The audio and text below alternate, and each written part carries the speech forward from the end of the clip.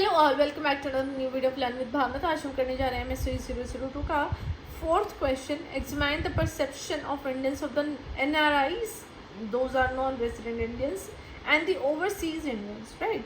तो जो कि आपको क्वेश्चन समझ में आ रहा है कि जो इंडियंस का क्या परसेप्शन है NRIs पे और ओवरसीज इंडियंस पे, तो हमें उसके बारे में बात करेंगे। जब इंडियन डायस्पोरा, एक रिच हिस्ट्री है उसकी माइग्रेशन की, क्योंकि millions of Indians across the globe जाके सेटल्ड हुए हैं और वो खुद को क्या बोलते हैं, NRIs बोलते हैं। दोज आर जो कि है तो सिटीजन तो इंडियन के, लेकिन वो रहते इंडिया में नहीं है, या फिर ओवरसीज इंडियंस बोलते हैं खुद को।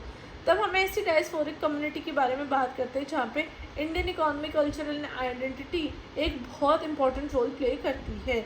जब हम बात करते हैं कि उनकी प्रेजेंस कैसे शेप करती है उनके एटीट्यूड को बनाने में, या एटीट्यूड्स को चेंज करने में, जो कि इंडिया में रह रहे हैं, राइट। अब जो भी मैंने ये लिखा है उसमें हमने ये देखा कि जो इंडियंस का क्या परसेप्शन है NRIs एंड ओवरसीज इंडियंस में, जहाँ पे बहुत उसके पॉजिटिव एंड नेगेटिव डायमेंशंस हम देखेंगे। ना first point is economic contributions and national pride. जब हम NRI की बात करते हैं, फिर ओवरसीज इंडियंस की बात करते हैं, हमने देखा है कि वो इकोनॉमिक सक्सेस उनके साथ आती है। बहुत सारे लोगों ने अब्रॉड जाके फाइनेंशियल प्रॉस्पेरिटी गेन की है, राइट। अब ये जो सक्सेस है वो बहुत ज़्यादा एट्रीब्यूट करते हैं उनके स्ट्रॉन्ग वर्क एथिक्स से, रेजिलियंस से और एजुकेशनल क्वालिफिकेशन से। जब हम इंडियंस की व्यू करते हैं एज NRIs, तो हम देखते हैं कि वो अपनी कंट्री का जो इंटेलेक्चुअल पार्ट है, इकोनॉमिक पोटेंशियल है, वो दिखाते हैं, और जो कि नेशनल या फिर नेशन प्राइड में भी वो बहुत ज़्यादा फॉस्टर करता है। जब हम NRIs के अचीवमेंट्स की बात करते हैं, कोई भी फील्ड हो गई, वो टेक्नोलॉजी हो गई, फाइनेंस हो गई, मेडिसिन हो गई, तो हम मीडिया में ये बहुत ज़्यादा हाईलाइट किया जाता है, या पब्लिक डिस्कोर्स में, कि जो पॉजिटिव परसेप्शन है NRIs का as global ambassadors of India talent. अब देखो एग्जाम्पल भी यहाँ पे मैंने मेंशन कर दिया कि जो इंडियन ओरिजिन CEO है सुंदर पिचाई गूगल में, या फिर सत्य नडेला है माइक्रोसॉफ्ट में, उनको ऐसा देखा गया वो टेस्टमेंट है इंडियाज इंटेलेक्चुअल पावर्स के, है ना। और वो एज ए सोर्स प्ले करते हैं of inspiration for young Indians. बोलते हैं ना कि देखो सुंदर पिचाई इंडियन है और वो गूगल का CEO है, सत्य नडेला है वो माइक्रोसॉफ्ट का हेड है, राइट। तो ये चीज़ बीइंग एन इंडियन, तो ये प्राउड की बात है, राइट। अब सेकंड पॉइंट आ जाता है रेमिटेंसेस एंड इकोनॉमिक डिपेंडेंस। अब NRIs वो एक सिग्निफिकेंट रोल प्ले करते हैं इंडिया की इकोनॉमी में, क्योंकि वो कंट्रीब्यूट करते हैं फॉरेन एक्सचेंज रिजर्व में और पॉवर्टी एलिवेशन में। जब हम परसेप्शन की बात करते हैं NRIs की, कि वो एक प्रोवाइडर है डीपली इंग्रेंड इंडियन सोसाइटी में, और फैमिली उनके फाइनेंशियल सपोर्ट पे, एजुकेशन पे, हेल्थ केयर पे, इन सब चीज़ों पे डिपेंड करती है।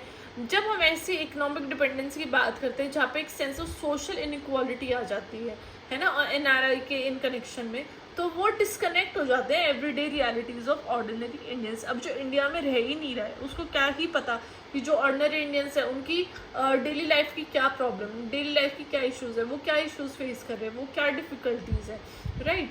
तो यहाँ पे एग्जाम्पल मैंने क्या लिया है कि जैसे कि स्टेट ऑफ केरला है, जहाँ पे फ्लो ऑफ फंड्स है फ्रॉम गल्फ कंट्रीज़, उनमें ये देखा गया कि विजिबल चेंजेस आए हैं केरला के इंफ्रास्ट्रक्चर में, एजुकेशन में और स्टैंडर्ड ऑफ लिविंग में। पीछे से हमने ये भी देखा था जब सारे जो किसान धरने पे बैठे थे, तो उसमें ये आया था कि वहाँ पे जो फंड्स थे वो कनाडा से आ रहे थे, US से आ रहे थे, इसलिए तो वो सस्टेन कर पाए, इसलिए तो वो इतने दिन तक धरने पे बैठे रहे, बिकॉज उनका फूड, उनका और भी चीज़ें, ट्रैवलिंग एक्सपेंसेस सारे बाहर से आ रहे थे, so that they can fight for their own rights. तो ये सारी चीज़ें देखी जाती है, NRIs हेल्प करते हैं, राइट। अब थर्ड आ जाता है cultural influence and identity formation.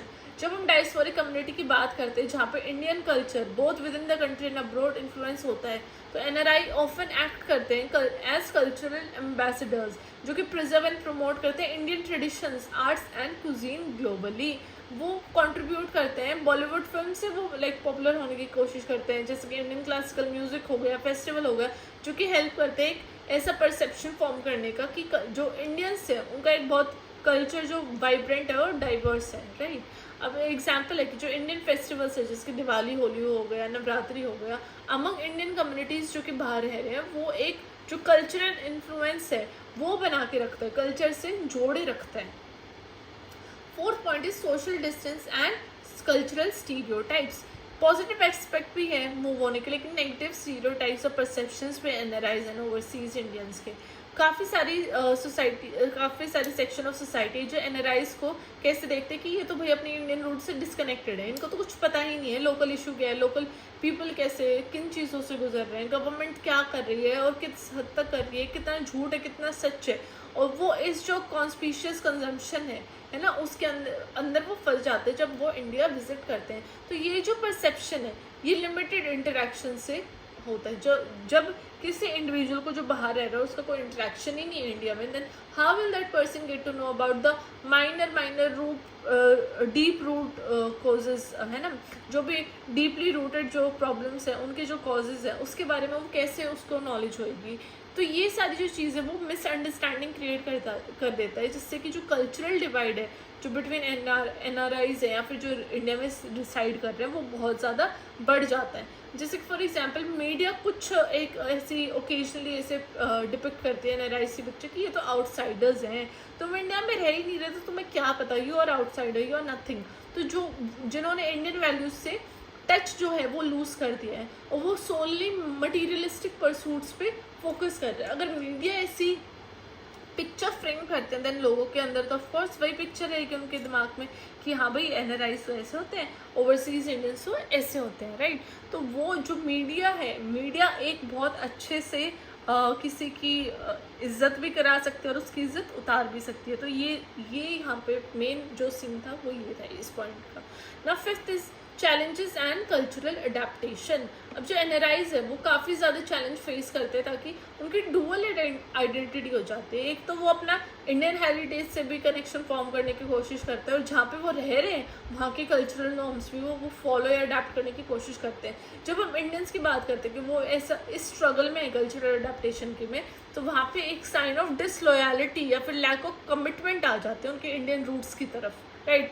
और एक हाथ पे जो एनआरआईज हैं वो जो ऐसे चैलेंजेस इनकाउंटर करते हैं जहाँ पे उनकी इंडियन सोसाइटी से जो इंटरेक्शन है वहाँ पे कुछ डिफरेंसेस आ रहे हैं, तो लैंग्वेज लाइफस्टाइल एंड वैल्यूज़ में डिफरेंसेस आ रहे हैं, वहाँ पे ये सारे चेंजेस देखने को मिलते हैं। फॉर एग्जांपल जब हम कल्चरल मिसअंडरस्टैंडिंग की बात करते हैं, मिसकम्युनिकेशन की बात करते हैं बिटवीन एनआरआईज एंड लोकल्स, तो ये कहाँ से आता है? एक तो एक्सेंट में चेंज है ना।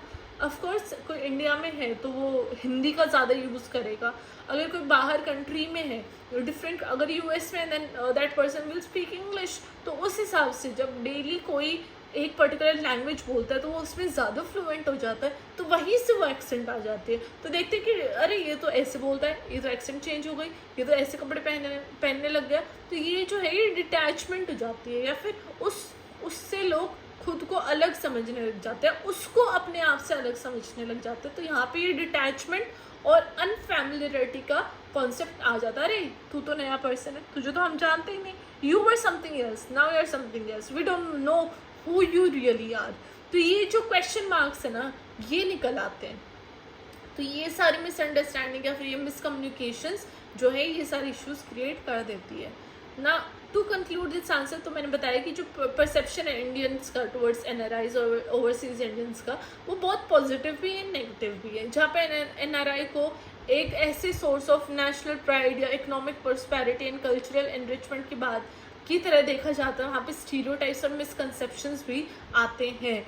जब हम बात करते हैं ऐसे परसेप्शन को थ्रू सोशोलॉजिकल पर्सपेक्टिव, तो हम देखते हैं कि ये बहुत ही कॉम्प्लेक्स डायनामिक है, जो कि एनआरआईज एंड इंडियन सोसाइटी का जो रिलेशन है वो एक बहुत कॉम्प्लेक्स डायनामिक में है। और ऐसे इश्यूज़ को, परसेप्शंस को एक्नॉलेज करना, एड्रेस करना बहुत ज़रूरी है ताकि वो एक meaningful engagement between NRIs and their homeland create कर सके। अल्टीमेटली इससे क्या होएगा? बॉन्ड भी स्ट्रेंथ होएगा और जो म्यूचुअल ग्रोथ है Indians in India and Indians outside, तो उसके अंदर भी एक बॉन्ड में ग्रोथ देखने को मिलेगी। So this was it for today's video. मैं जल्दी से आऊँगी और सारे क्वेश्चंस की वीडियोस लेके। I guess you have to wait for other videos, क्योंकि ये मैंने ऑलरेडी अच्छे से क्रिएट करके रखी थी, अभी मुझे और आंसर्स क्रिएट करने हैं। So wait for it, you will get them very very soon. And study well, study hard, stay calm. ये सारी वीडियोज़ आप देखो आराम से and you will score good marks. Okay, believe in yourself. Till then do like, share and subscribe my channel. Subscribe कर दीजिए इतने hard work के लिए, राइट, और शेयर कीजिए अपने फ्रेंड्स के साथ। Till then, I will meet you very very soon. Bye bye. Take care.